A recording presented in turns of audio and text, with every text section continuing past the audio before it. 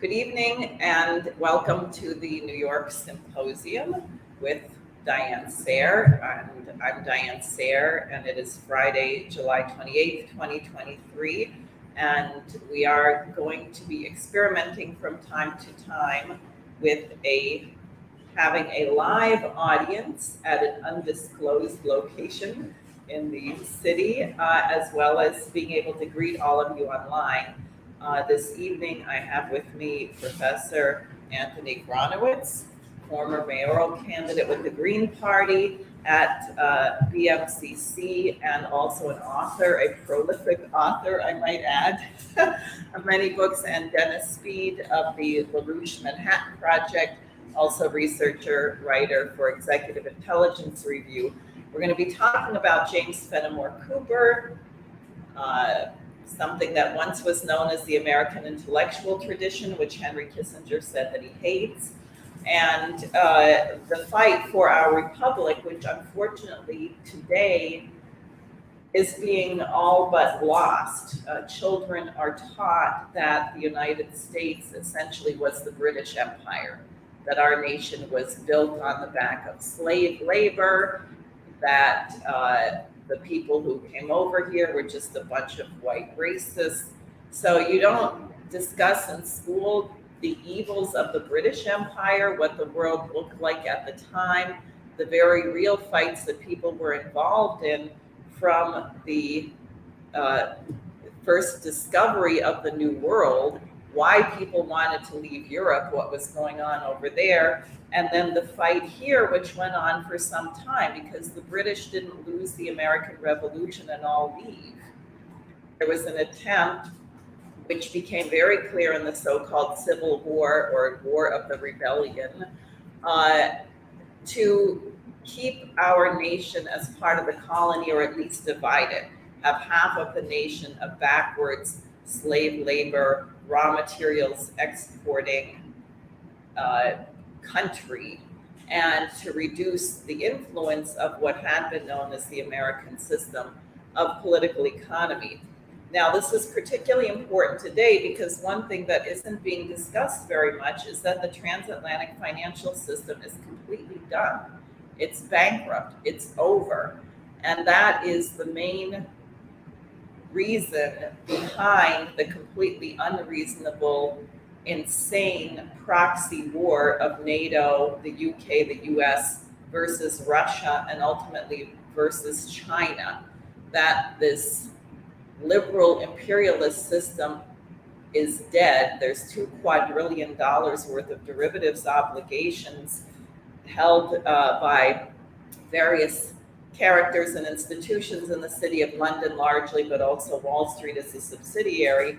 And the thing they fear more than anything else is a new system coming into being, something which LaRouche advocated for as early as 1976 when he put forward a proposal for an international development bank, but a new system which is not based on looting raw materials, which is actually based on principles of mutual respect for sovereignty, for eradicating poverty, for raising the standard of living, for having a certain respect for human beings and the powers of human creativity. And that new system is coming into existence. As you may know, the BRICS, Brazil, Russia, India, China, South Africa, will be meeting in South Africa on August 22nd and 23rd. Now, first of all, Emmanuel Macron, the president of France, was trying to slither his way into this meeting, but they decided that he was not invited, which I think is very good. You have right now a conference of, it was to be 49 African nations, mostly represented by heads of state in St. Petersburg, but because of pressure from the US and others, a number of heads of state are not going. So now it's, I think, 21 heads of state, and then a number of embassies, foreign ministers. And what Putin is discussing is joint ventures with these African nations, building power plants, increasing food production, getting them fertilizer. He's even working on sending grain free of charge to some nations which urgently need it, like Mali. And this really flies in the face of the fraudulent Ukrainian grain deal, which we heard so much about. And the Russians kept pointing out that the grain that was coming as a result of this deal, less than 3% of it was going to impoverished nations, which needed it. So, not surprisingly, everything we've been told is a lie. Now, when you have a financial blowout and you're trying to get control and you're trying to maintain your power, you need a dictatorship. And Keynes said that very explicitly in his writings, that it would be easier to do the kind of things that he was saying under a dictatorship. We see it in the United States, and I think this is part of the reason why they don't want people to know our history or to know what people fought for in this nation, because then I think we would have a better resistance to the kind of dictatorship that they want to impose. But I wanted to bring up a ruling that just happened, which I think is actually quite significant, which is that three of the so-called Nuremberg 4 prisoners have been released. Now, these men were convicted in a post 9/11 sting operation. Supposed they were called the Nuremberg 4, and they were accused of plotting all kinds of racist terrorist attacks against synagogues and this and that and the other thing. And it turns out that they were all recruited by aggressive FBI informants. Now, we saw this in the World Trade Center bombing. We saw it in the alleged attempted kidnapping of Governor Whitmer, where the FBI recruited the people to commit the crime, and then the FBI caught the people that were committing the crime. And what I thought was very interesting is that the judge in this case said that the real lead, it's very, very fascinating. The judge is U.S. District Judge Colleen McMahon. And she said that they were, quote, hapless, easily manipulated, and penurious petty criminals. They've been in prison for over a year, and they were caught up in a scheme driven by overzealous FBI agents and a dodgy informant. And the judge says, quote, the real lead conspirator was the United States, unquote. Now, the reason I think this is interesting is you have also at the same time the judge in the Hunter Biden case saying that he's not going to get blanket immunity on everything, the massive criminal activity that he was involved in. I think there's a shift. I think we have the potential to bring about a shift in the United States. One of the biggest concerns that people have had, rightly, is the lack of justice. The lack of knowing that you can go to trial and get due process, or the principle of innocent until proven guilty. And the fact that this is coming out now, as we're on the cusp of a nuclear war, possibly, indicates that more and more people are waking up perhaps to the danger that we're in. So I'm not going to say more about this. I'll leave it there, and I will turn things over to Professor Gronowitz. So you want to hear about Cooper? Yes. Well, James Fenimore Cooper was the second writer of international repute from the United States, and has had a wide readership abroad. The first being Washington Irving, and they were on different sides of the bipartisan divide.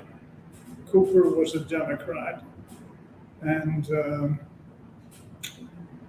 Irving was a Federalist, and they represented the cultural apogee of the earliest manifestation of the two-party system, and they're both widely read all over the world.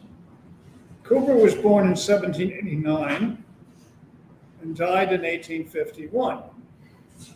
And his lifetime encompassed the greatest change in American society. We went from a society where agriculture dominated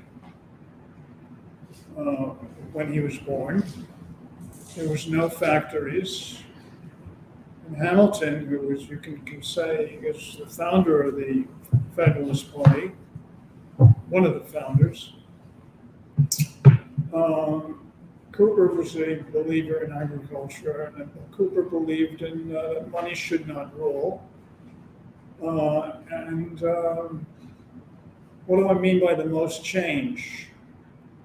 Well, we went from a majority agricultural society to a majority agricultural society, certainly in terms of the scale of production. By 1850, you now had corporations which did not exist except in the old form, where all the states were chartered as corporations by the English king. They were incorporated, but we didn't have industrial corporations. And to a society where industrial capitalism predominated, where you had factories started to get larger than the largest plantation. Now, Cooper came from a well-heeled family. He was born in Burlington, New Jersey, and he died in Cooperstown. And mainly he was at Cooperstown for much of his life, where he lived in the family mansion. And he believed in democratic republicanism. Well, democratic republicanism, as I define in this book, is small landowning white farmers. The country was big enough for every white man to have some land. He, like the Athenian democracy, excluded women. His characters in his book reflected that.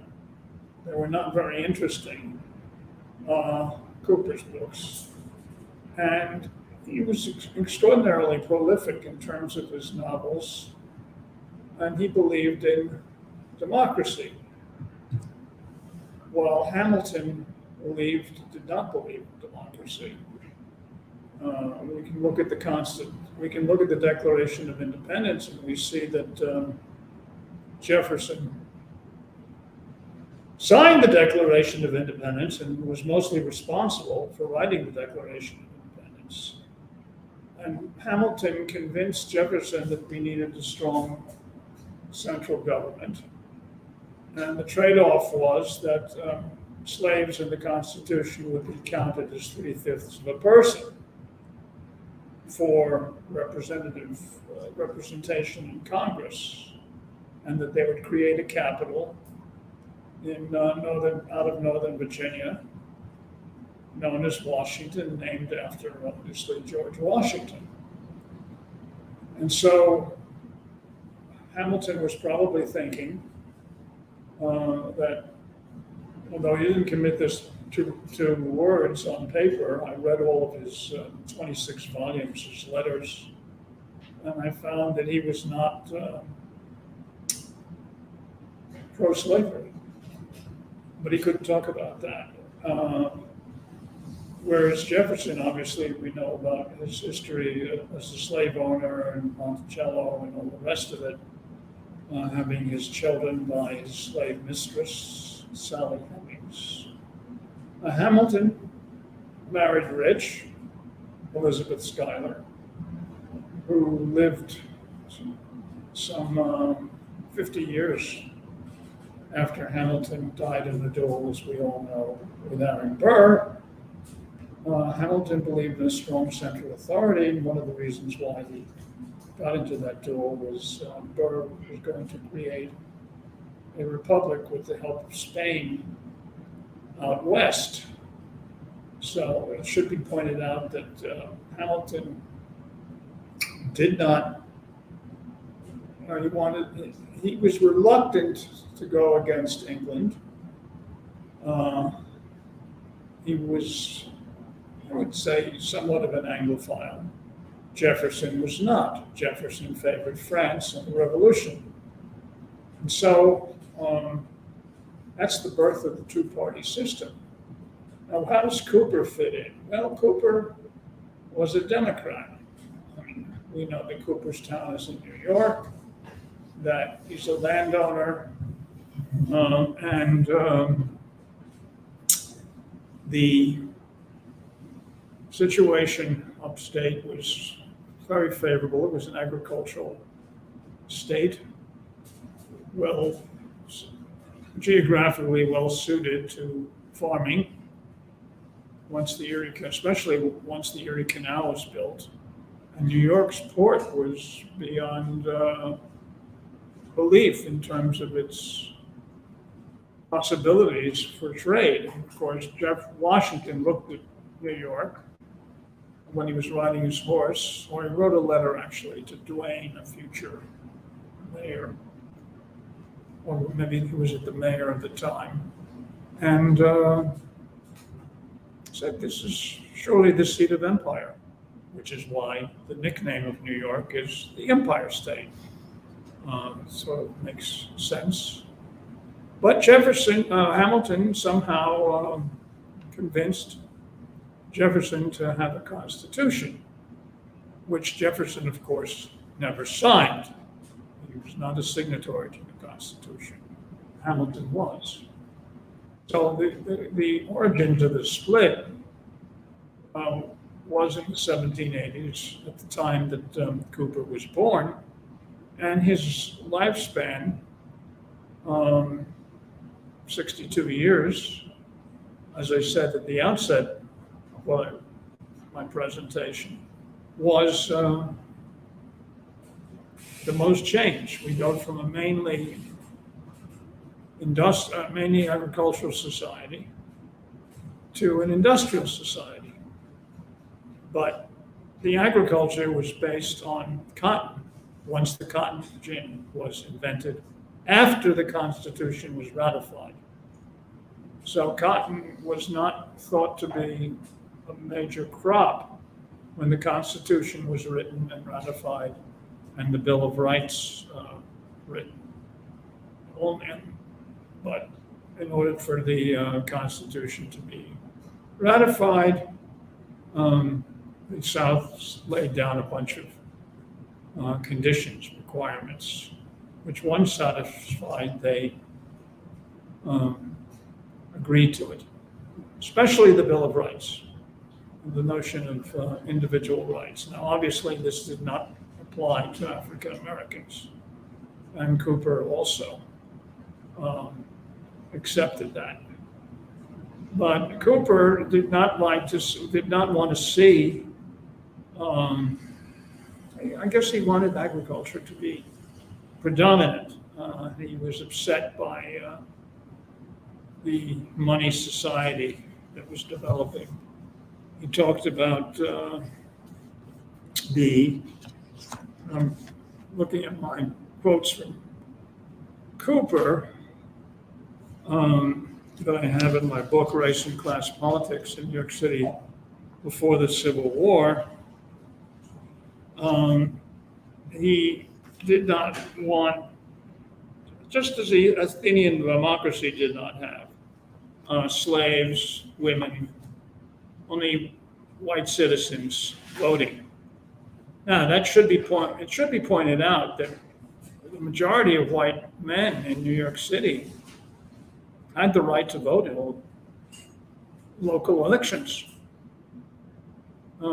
We don't get the popular vote for elections until 1824, when Jackson is cheated by the other party, which now is calling itself the National Republicans, soon to become the Whigs, and then the modern Republican Party, by Henry Clay, who wanted this American system balance between slavery and free agriculture to dominate.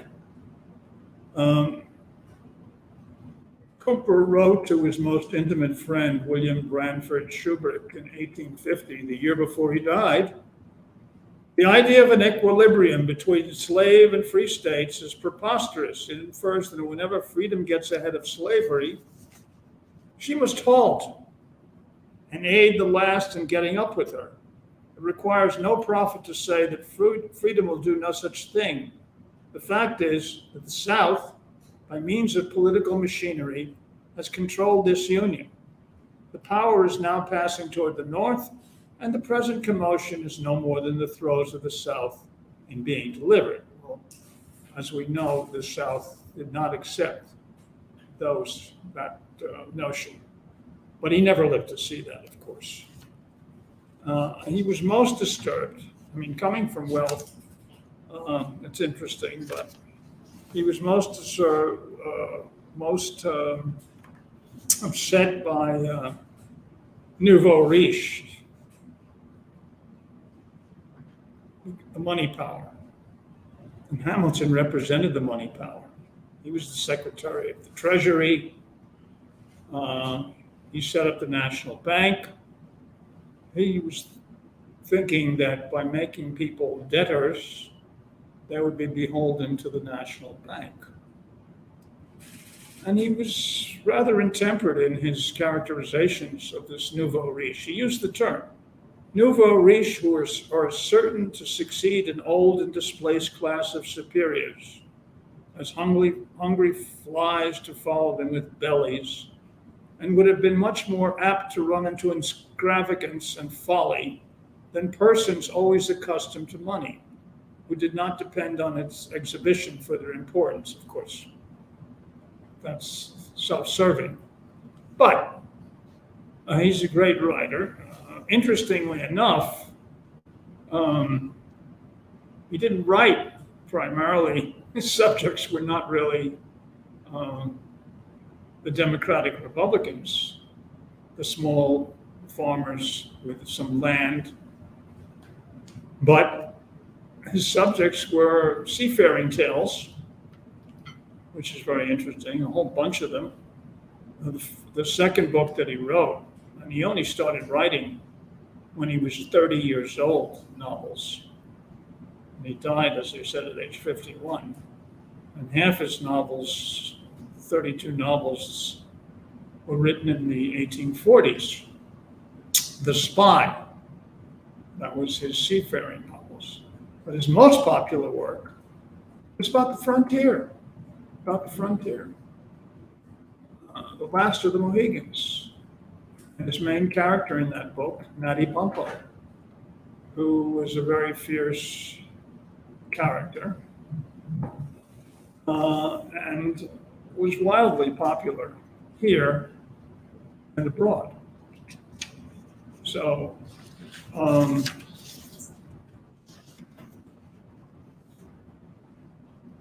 one book that I enjoyed reading, short, was an autobiography of a pocket handkerchief, which he wrote in 1843.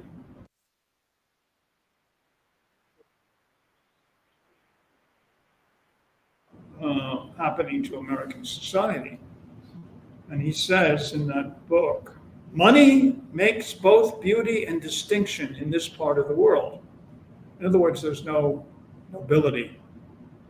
It's grassroots based on land. Remember, Jefferson purchased Louisiana to provide land for the yeoman farmer, while Hamilton said that the future of the United States is not in agriculture, it's in industry. So that's the division. Hamilton being the Anglophile, Jefferson Francophile. Now, I think that's where I wish to stop. Okay. I don't know how long I've gone on. I'm sure there'll be questions and discussion, and maybe Okay. we'll go to Dennis Yeah. Speed now. What I'll do is I'll divide what I'm going to say into two parts, given what has just been said. So we'll start by just first of all trying to identify our problem, like that first slide. This is a picture of Henry Kissinger, age 100, talking to Xi Jinping in China. And if you want a metaphor for the problem of our time, it is that picture. Because what has happened is that the United States has assumed the posture of a mad, old, diseased, and dying king. Now that is not actually the United States, but that's what's happened. And there you have Xi Jinping, who is a sort of a alumnus of the United States. Remember, he spent time in Iowa, he knows Iowa farmers very well. He's about 70 years old, and he is energetic, robust, represents a nation of 1.4 billion people, the most powerful economy ever established in human history as a result of the United States' abdication of its identity. That's the first thing just to see. Now, what has happened to America? So let's go now to the video.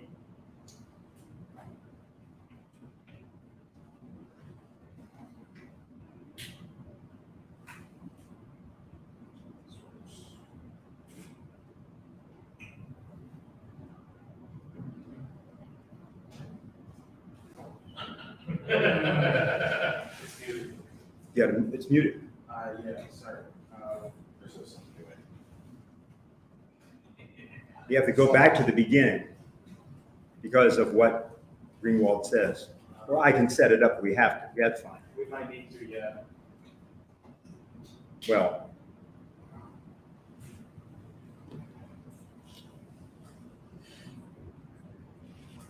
you don't have an audio? No.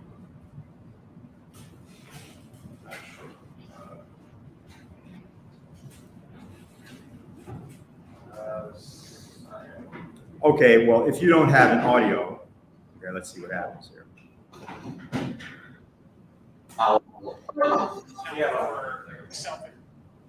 Okay. Okay, great. Go ahead.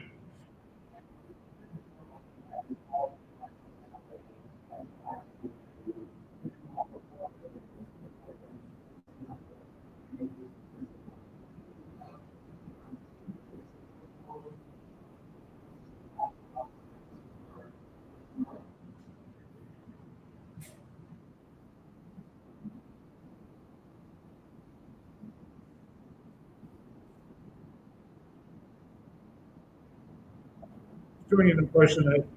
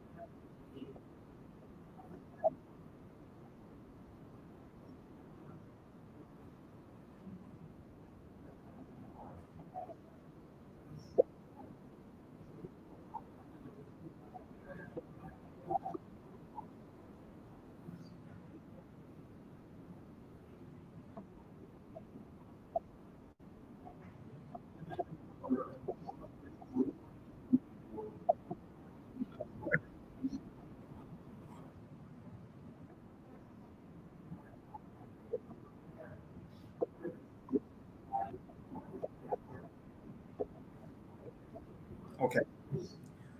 We just got a notice that the people online cannot hear. So what we will do is we'll have to correct that in post-production. I will say something about what was being said. What was being said, the commentary by Glenn Greenwald was about the fact that in the course of Glenn Greenwald's interactions with Edward Snowden, he and Laura Poitras being the two individuals that broke the Snowden story, Snowden used a name as a code name. It was Cincinnatus. What this refers to is Lucius Quinctius Cincinnatus, who was Roman consul during the time of the Roman Republic, not empire, in 460 BC. And in 458, functioned as dictator of Rome and as military leader, defeating certain of Rome's enemies at the time.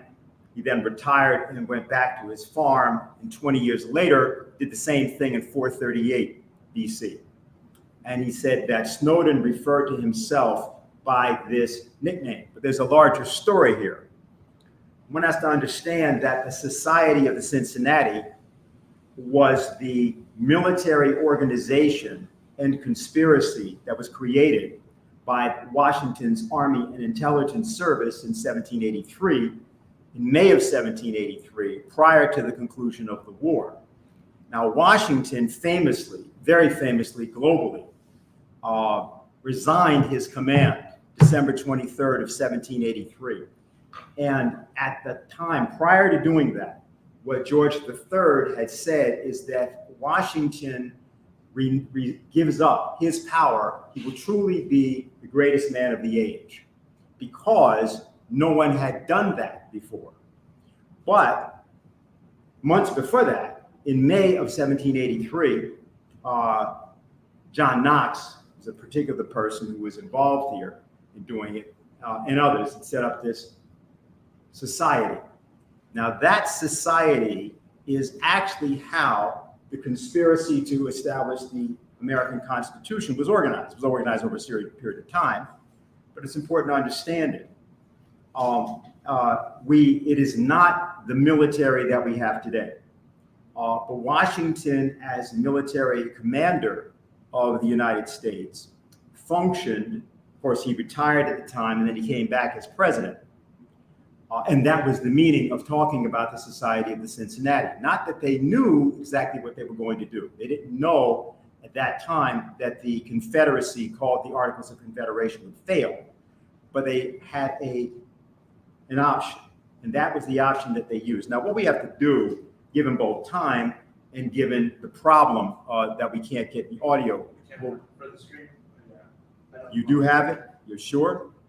Okay, well, then now let's if we have the audio, and by the way, the person that sent me the message before, send me a message and let me know that you're able to hear this time. Let's contrast that American military in terms of its outlook and the way it thought to the present American military. This is a scene from Dr. Strangelove, and what we're seeing at this point is that an attack has been launched by an insane colonel by the name of Colonel Jack Ripper. And that attack has been launched as a quick attack on the Soviet Union. And everybody has been assembled in the war room, and a general by the name of Buck Turgidson, played by George C. Scott, is explaining what the options are that the United States has.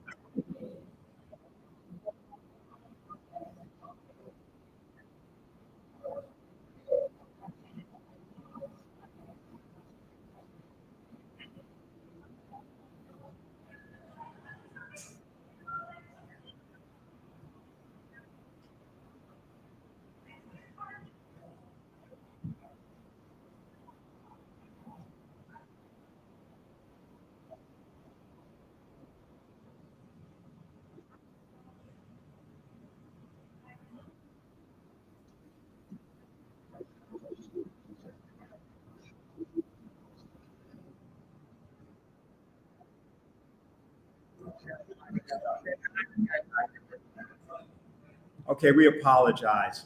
Next time, let's be certain as opposed to what you just did. But I think everybody here got the point. Those who know this scene in general, and I'll just point out that the punchline of the scene is, which we haven't heard here, is he says after proposing a full-scale attack on the Soviet Union and being told that that would be mass murder, he says, Mr. President, I'm not saying that we aren't going to get our hair mussed, but loss is going to be 10 to 20 million tops, depending upon the breaks. So that is the mentality that you now have in power. That is the mentality that is now presently underway.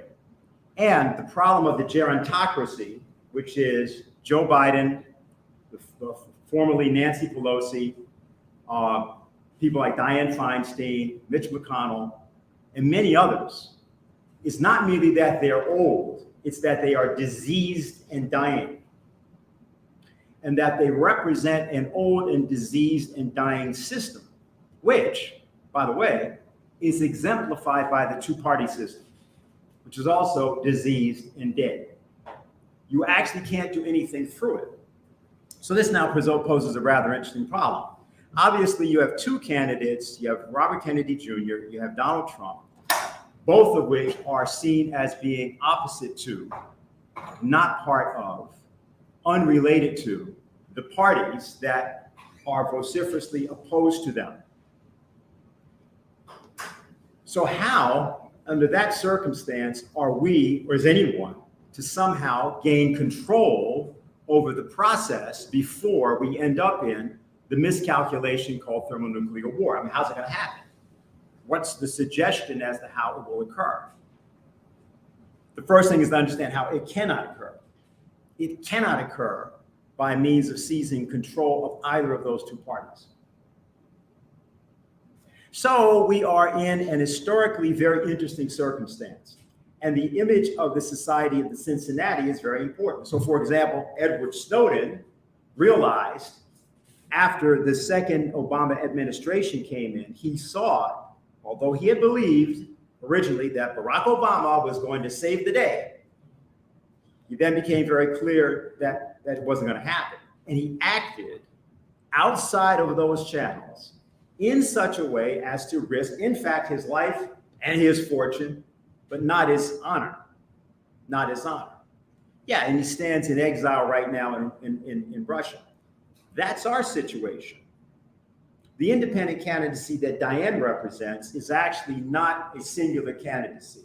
It's a principle of action, a recourse to action that the American people are given as their constitutional, not merely right, but duty. So I'm going to end what I'm going to say about things here and reference two things concerning Cooper and the issue of the society later. So there are various people. We've referenced the author Washington Irving. We've referenced James Fenimore Cooper. There's Edgar Poe, who should be referenced, who was an intelligence agent of the Society of Cincinnati. His father, or rather his grandfather, David Poe, had been the quartermaster for the Marquis de Lafayette. The Marquis de Lafayette was a founder of the Society of Cincinnati. And you got to remember that Lafayette was like 19 years old when the American Revolution began. He was 20 years old when he was here at Valley Forge. He had a friend, Alexander Hamilton, his same age. They had another friend who was there with them who died in the American Revolution named John Lawrence, who was 23 years old. He was the son of Henry Lawrence, who was the head of the Continental Congress.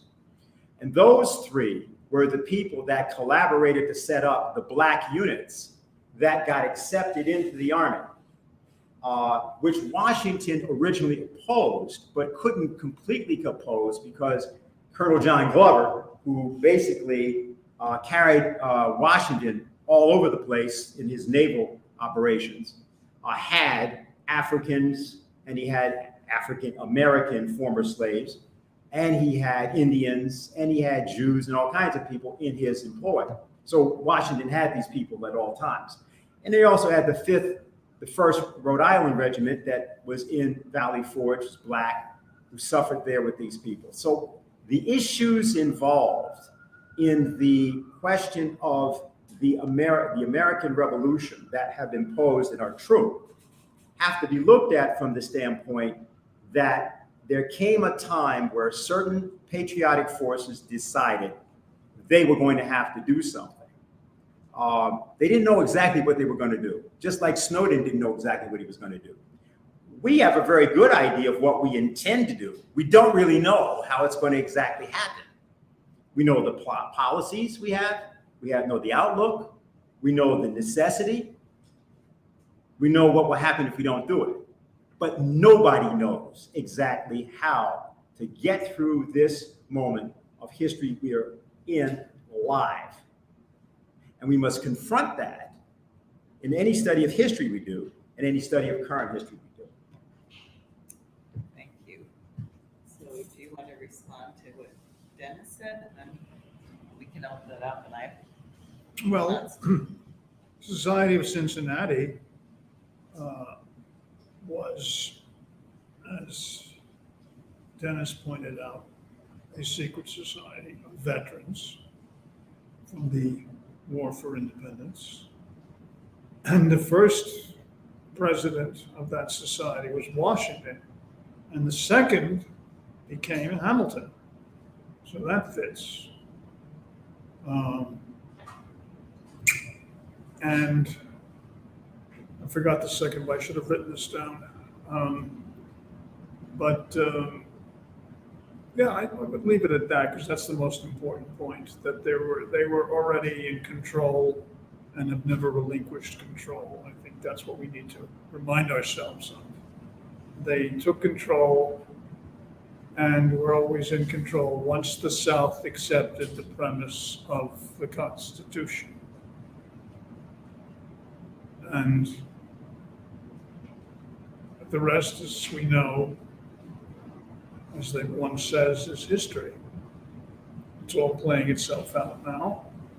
And there's a lot of people becoming more and more aware of what is going on.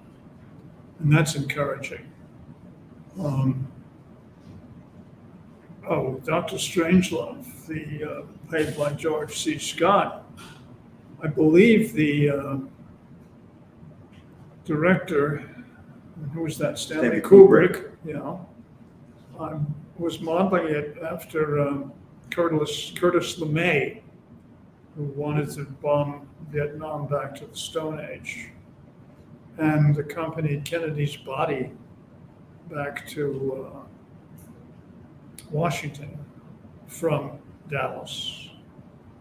And the tapes that are tape recordings of the conversations in the very plane in which Kennedy was being conveyed, the dead Kennedy, still have yet to be released. They have yet to be released. So LeMay was very important. He was as unhinged as George C. Scott. I actually wanted to go back to something you brought up about Hamilton and the question. Oh, the third Go thing, ahead. the third Good. thing I thought of. Yeah. No, I said I read all 26 volumes of Hamilton's works, not his legal opinions, but all of his letters, because I was teaching in the 80s in Paterson, New Jersey, which was founded by Hamilton as the first planned industrial city in the world because he was going to use the falls, which are the Passaic Falls, are the second biggest falls in the Northeast, to power the creation, the making of duck sails. Ships were powered by cotton, heavy like burlap. And I came across Henry Lawrence. And in a letter that Hamilton wrote to Henry Lawrence, he showed, there's a private correspondence, obviously. He said that he doesn't believe that what we've been taught about African Americans is true. It's all wrong. They're just as smart as we are. I've not experienced otherwise. They just maybe don't have the education. So there is an actual letter in which because Hamilton didn't care whether the labor that he was going to exploit as a capitalist was black or white, so long as it was subservient to the capitalist. Whereas Jefferson, creating this paradise for the white farmer, countenanced slavery. I think that's enough. Well, just on this debate of being an agrarian state versus manufacturing, because that Hamilton wrote this paper, The Farmer, I think it may have been under a pseudonym at the time. At any rate, it was where he takes up this question very directly, and he makes the point, which you also see on the subject of manufacturers, that if you invest in the kind of scientific breakthroughs that lead to an improvement in your industrial capability, that what you discover is it doesn't just remain an industry, that this also would affect agriculture, that there was a way, and I think this is a really direct refutation of Malthus. Not that he put it that way, but you see it on the subject of manufacturers. He says, if you make these scientific breakthroughs, of necessity, you're going to need a greater division of the workforce, because people are going to specialize in certain areas, and you're going to discover that you actually need to employ more people in your more advanced economy, but also what you're producing is going to increase. And it will increase more than arithmetically. And Lincoln went through this also on the question of farming, fertilizer, irrigation, all of these things that could cause the land to yield much more than it had previously. And I think this is really important because there was a conception of a kind of growth that was very much American. I think that's what largely led to this transformation of the economy that you're describing, that Cooper lived during. The other thing, I just wanted your reflections, because unfortunately I have not read much of Cooper. I read his the Bravo, and also Schiller's Ghost Seer, which is he never completed, but they seem to be a kind of a study on the question of Venice, certain way of doing things. And it seems to me that Cooper probably wasn't picking his subject matter for amusement. I mean, maybe there were some things that were fun and that he wanted to do, but I think part of what why would you do a study like the Bravo, is that you would want to educate Americans or perhaps get people to reflect on what a society that the US should not have been like. You don't want a society that's completely full of all these intrigues and people doing subversive things to each other and pretending to be what they're not and manipulating things because they have a certain position of power. So I don't know what your thoughts are on that, and from what others of his works, a reflection on that, why he would write what he did and what was he expecting from people. Well, I did not read the Bravo, but I was aware of the Burr's conspiracy. I reviewed a book for the Organization of American Historians, Journal of American History, and that was an eye-opener because Burr conspired with the head of the U.S. Army, Wilkerson, to set up a republic in the West, independent of the United States, out of piece of Mexico. And Wilkerson was working for Spain. He was an agent for Spain. And the Spanish wanted to have a balance in the West still. And so it wasn't just the conspiracy that Burr was conniving in that fashion. Ultimately, because Burr lost by one vote to become, or 2 votes to become president. Because back when Jefferson was elected in 1804, he counted the votes that brought him into the White House, and he won by 1 vote. He counted the votes? Yeah, he counted the votes in the February snowstorm. Elections like that. Well, yeah, there was no popular election for president until 1824, as I mentioned earlier. So this is a gradual evolution. The people in power, the economic elite, wanted to retain power, and at all costs through various iterations. So once Jefferson became president, though, he accepted the fact that we needed the banks. He accepted the National Bank, and but he was interested in buying land from France, which DuPont, who came here in 1800 with 3 ships that were not named the Nina, the Pinta, and the Santa Maria, because DuPont was a Protestant fleeing the French Revolution and settled in New Jersey, and then ultimately helped himself to Delaware. And of course, Biden is from Delaware, so that's a continuation where all the corporations Delaware get and a free. Scranton. Scranton, yeah, exactly. It all fits. The history isn't that long that the connections are not still valid. So the Bravo wasn't exactly fictional. No, I mean, it's that's not. what it sounds like based on. Dennis, do you have more thoughts, and then we'll open it up? People Well, have just questions something here. on this on the Cooper business.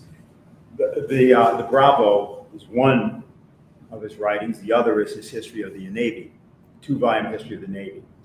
This is critical because the issue of the establishment of West Point and the idea of establishment of the American Navy to go against the military power of Great Britain was the central issue of the entire time. It's a central issue for the entire idea of the development of trade and commerce. Cooper was part of a faction, and again, it's correctly stated just now that these were not Democrats. These people were Republicans. They had a conception of rule which is not the one that is true in America today. I happen to agree with their conception, so I just say that. That what he was doing, he was co-author, co-organizer of a paper called the New York Patriot, 1823. Some of Washington Irving's friends were part of that. General Winfield Scott, who was still on service at that time, was part of that. And what that newspaper was for, in part, was part of a conspiracy to get through or to finish the project called the Erie Canal. Now, Dewitt Clinton was involved in this, many other people were involved. They were opposed by Martin Van Buren and others. And Lafayette, when he came back to America in 1824, came back and acted on behalf of that project to make sure that that project got through. Now, he wasn't only here for that. He was here also because of John Quincy Adams. Because John Quincy Adams was the last clear living link to the American Revolution. He was actually the last veteran of the American Revolution because he'd been recruited as a spy at the age of 10, or actually a little bit younger than that, by his father. He traveled with his father actually at the age of 8, and began his career as a spy at the age of 10. Now, as you know, he was Secretary of State, but later he became president. But he became president as a result of the campaign that was done, inclusive of by Lafayette, to make sure that he won that election. And I'm pointing this out because you have to remember that Lafayette was imprisoned for 5 years during the French Revolution. So for Lafayette or for others of that generation, there was no foregone conclusion about democracy and democratic forms of government and all these things that we think. That they didn't think about that at all that way. They were thinking about actually making revolutions, and electoral politics was part of making revolutions. Especially if you were in a situation like the French Revolution, where you almost got guillotined, you realized that there were avenues that one had to use, including appropriating electoral forms for revolutionary purposes. This is the kind of history that people don't even get to consider. And I think that as far as I'm concerned, the better way to look at Cooper is to look at his work on the Navy, his history of the American Navy, and its relationship to West Point, and also his work on the Venetian intelligence. They realized that their major enemy, yes, was British, but they understood the origins of it. I think that's one thing I would have to say about that, and I just think it's useful. The conversation is a good one, because it's really bringing up many different avenues of complete, American history is a completely different thing, utterly different, as in totally different than virtually anything that is generally taught. And the best way to discover that, go to original sources. Look at what the people said originally. And you can find all these sorts of things. I'll say a little bit later, as we get into after a little bit of discussion, maybe my closing, that, for example, opposition to slavery, where it was, where it was most earliest manifest? Virginia. When? 1680s. Who suppressed it? The British. The people that supposedly liberated slavery and stopped slavery before America? Nope. Everything is completely different. And it's useful. And by the way, I want to recommend, I know you don't have many in this in print, but Anthony's book, Race and Class Politics in New York City Before the Civil War. This is an original book. He's done several. It's good to really dig into the archives and start to really get at this for ourselves, because what really help people, especially as the two-party system disintegrates before their eyes, and you're sitting there saying, oh my God, I don't know what to do. So it's going to be very important for us to promote these kinds of studies. Great. So does anyone here have questions? Jose? Actually, I would like you to expand a little bit on what you just, also, if you could restate the question just for the microphone. That you're going to ask me. Right, because we won't be able to Aimed press. at you? No, if you just restate it, I'll make it short and sweet. Okay. We aren't you restate it, so that because you're stating. They'll hear you. Go ahead. Yeah, but I just want you to expand more on 1680. How exactly did the British suppress it, and why isn't that more widely known? And also, where did the conception that the British were the ones who were freedom fighters against slavery come from too? Let's keep it, okay, Winfrey. Jose's asking about the 1680s Virginia and where did this come from that the British were trying to suppress slavery? Okay, well, you'd have to get this book, original source book. It's called Lafayette in America in 1824 and 1825. And it's written by Auguste Levasseur, Levasseur, private secretary to General Lafayette during his trip. So you got to go to an original source. Now, what he then does is writes down a conversation he had with various people in Virginia on the issue of slavery, because Lafayette and he, of course, he knew English very well, were discussing this with everybody, every place they went. There were 25 states in the United States at the time. So here's what he writes, which he was told in his discussions with various people.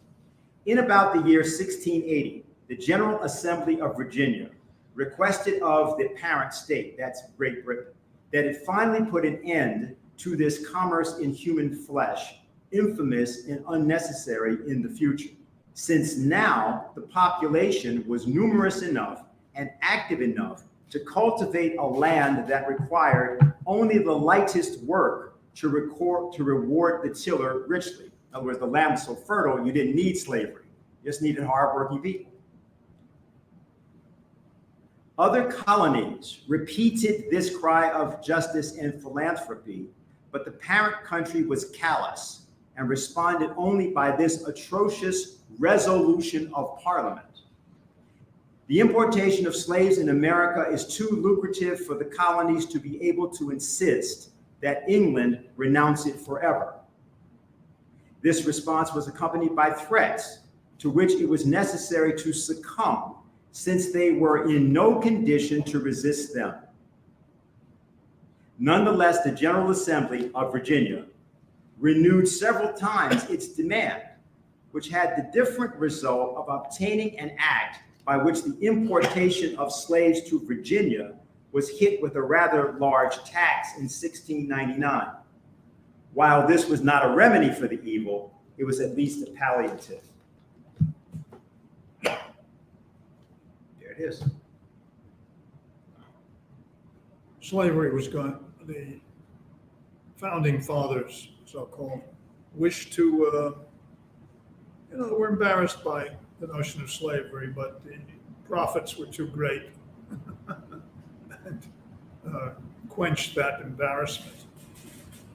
They assumed that slavery would die out, but once the cotton gin, especially obviously in the South, was invented, when the South was fairly diversified in the 1780s, cotton gin was invented in the 1790s when the Constitution had been written and after the Bill of Rights had been ratified, which was a prerequisite for a lot of states to ratify the Constitution, because not until the Bill of Rights was ratified was the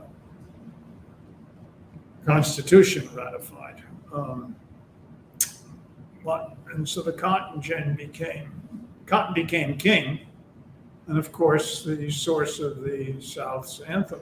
Oh, I wish I was in the land of cotton, old time dar, and I've forgotten the land of cotton. It was not the land of cotton. It was the land of other commodities being produced. But certainly Jefferson wanted land for the white immigrants from northwestern Europe. Can I ask a follow-up? Sure. Okay, as long as no one else had a question. We'll just Are you quickly, really sure you? I'll make this one brief. I want also. to turn this so they can just hear you. Okay. Is it really that simple, though, that it was just merely a commerce decision that the founding fathers decided to rescind on not abolishing slavery in the beginning? Because at the New York Public Library on 44th Street, they had the original draft for the Declaration of Independence written by Thomas Jefferson. Jefferson wrote that the abolition of slavery was an issue and that they needed to abolish slavery. In the draft of the Declaration of Independence, But as we know, that wasn't in the Declaration of Independence in the final version. So why is that? Why was that the case? Because the South wouldn't have signed up. Simple enough. And also, it's been recently discovered, the historians of the last 20 years. Tom Paine wrote the first two paragraphs of the Declaration of Independence. He was very close to Jefferson. And Thomas Paine was vehemently against slavery. So it all fits. The right of a country of a nation to overthrow the government is enshrined. So these first two paragraphs provided the inspiration for women's rights movement. Seneca Falls, 1848, when they came up with a draft, they borrowed the Declaration and just changed he to her, him, she. And when the Black Panther Party was founded in 1966, they did the same thing. They borrowed those from those first two paragraphs of the Declaration. So that's the revolutionary part. Most of it is a list of the grievances that the colonists had against the English, and all those grievances are connected in some fashion to trade or cramping colonial expansion, landed expansion, the Declaration. I think that,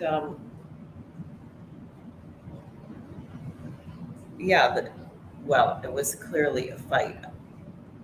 I think you're a little bit more cynical about it than I am, maybe. But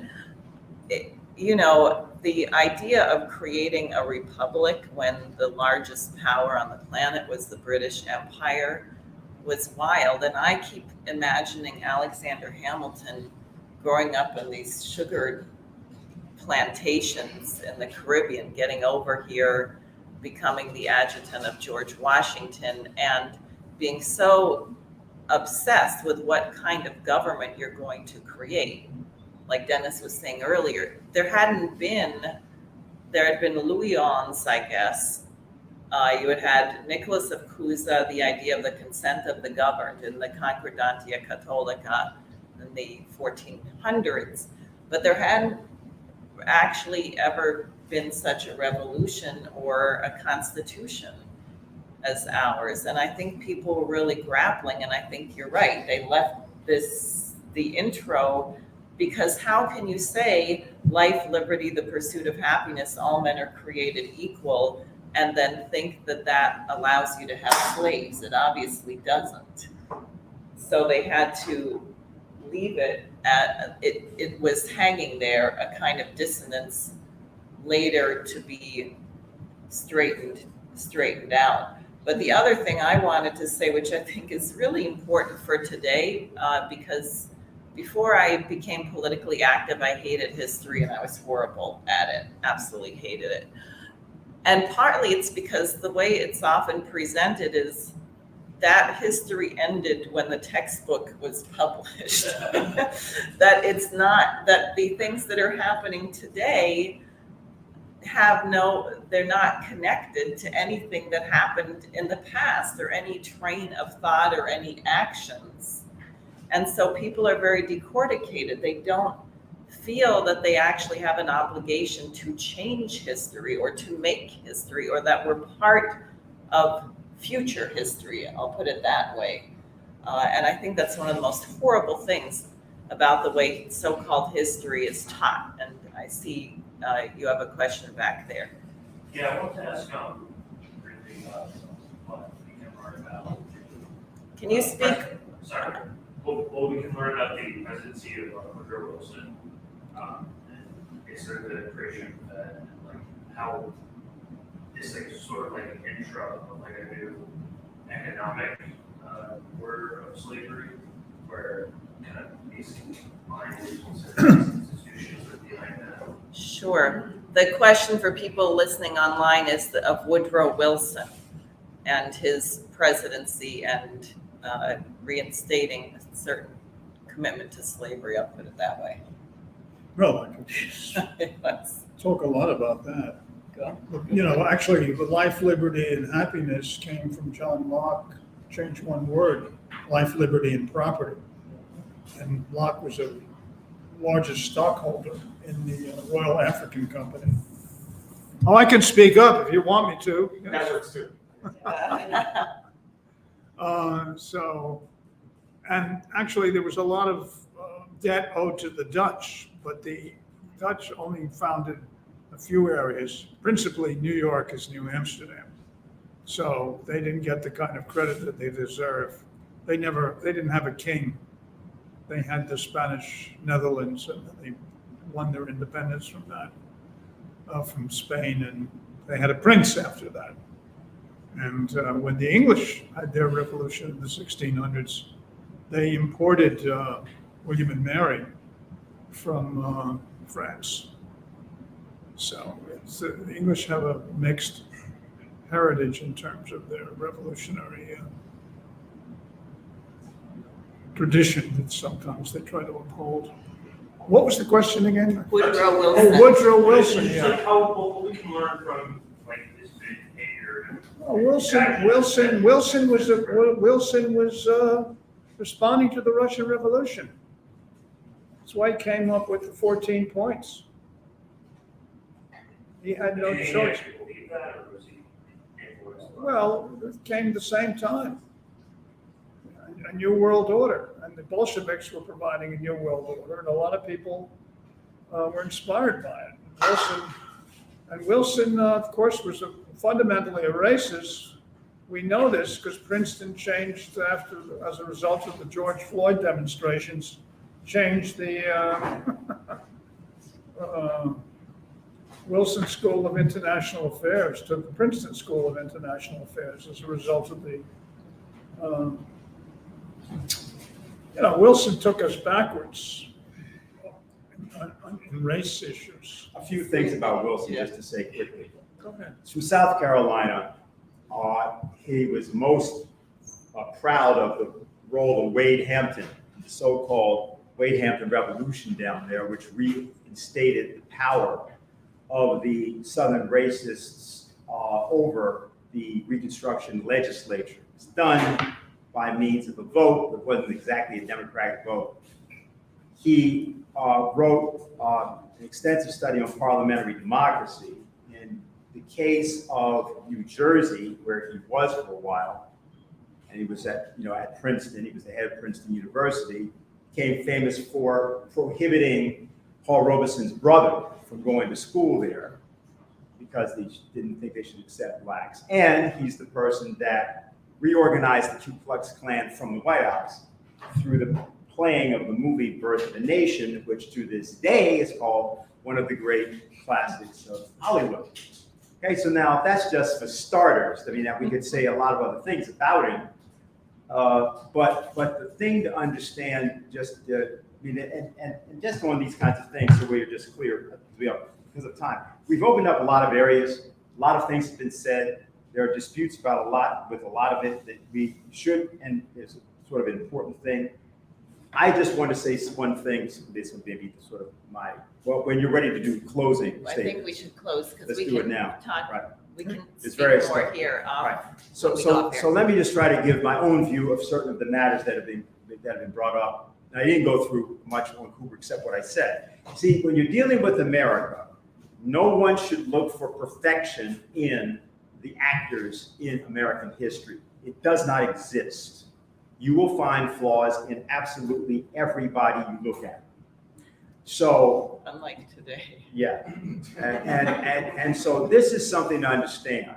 So if one wants to understand the relationship that people should, in my view, have to the idea of changing America, it's like what Edward Snowden did. And we use this, he appropriated the idea of the Society of Cincinnati. I mean, that's an elite society. You can't just get in it. It was oligarchical.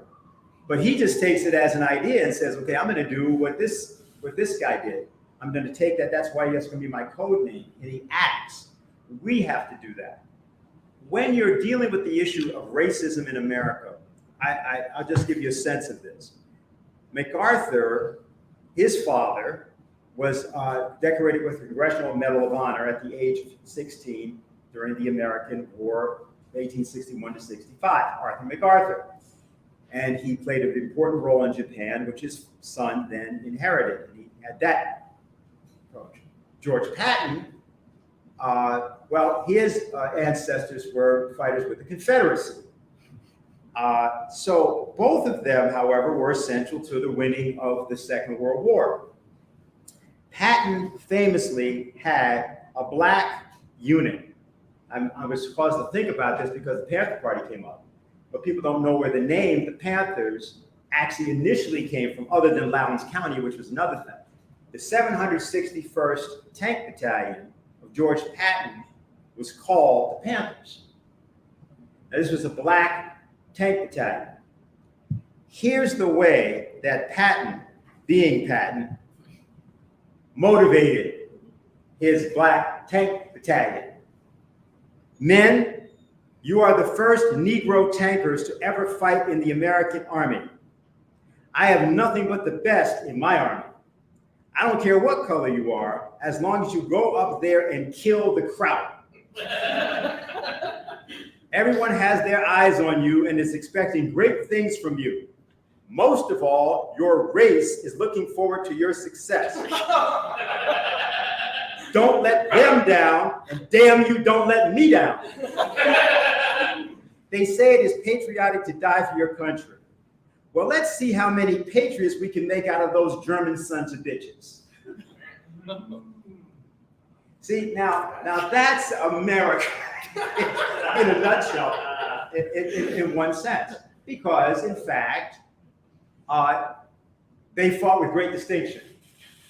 They didn't like him very much, but they recognized what he was doing was an objective. And I just wanted to say that in sort of my own view of many of these questions. You have to look at the issue and take what we're looking at with this issue of nuclear war. We're in something called an international peace coalition. We have very, very different ideas, very different. These ideas should be fought out among people, but the objective that we are seeking, that's not questionable. Kind of pose that to RFK Jr. Whatever we may think, or ideology, whatever, this task, this is the primary thing we must unify to do. We should continue the other discussions. And he, of course, agreed, and this is important in terms of the moment that we're in as of tonight, and why we would do a discussion like this in the middle of that kind of a threat. Great, thanks. You have any closing thoughts? Well, before the First World War, the word, I don't know where the derivation of hot dog came from, but certainly after the First World War, you couldn't use the description of sausage as a Frankfurter. Right. I mean, after the First World War, I'm tired. I got up at 6, so I'm better in the morning. And the hot dog came about. And of course, Germans were lynched during the First World War. Think in Illinois. So this is, the war created the ethnic division is one way, the power structure here, the Anglo-Americans rule. They did it first with the Irish and the English. It's well dramatized in the Gangs of New York. The English gang versus the Irish gang. The history is a little off, but the social divisions are very good and well portrayed in that particular film, Scorsese's film. So, yeah, of course, New York, of course, is the exception to the rule because New York was majority non-English after the 1840s and has been ever since. It's been 180 years now. So it is not necessarily a melting pot, but certainly many different cultures. Because the money is here, the culture is here, but not the not the center of power. I mean, Paris is the center of power, federal power. London is the center of English power. But Washington was created to satisfy the South. Without Washington being where it is, there would have been could not have been New York, even though New York was the first capital. And you can go see this. You don't have to throw a hardball. You can throw a softball, stand in one place. The stock exchange is across the street from Federal Hall, with the statue of Jefferson on the steps of Federal Hall on Wall Street. And it's a triangle. Here's Federal Hall, here's the stock exchange, and over here is Morgan's Bank. And Morgan, we went to war, to bring this over back to Wilson. We went to war to fight for the loans that we had given the English, as well as the heritage that the ruling class here wants to keep alive, and still has the power, the Anglo-Americans, whom Cooper loathed because, he loathed the English. We know that.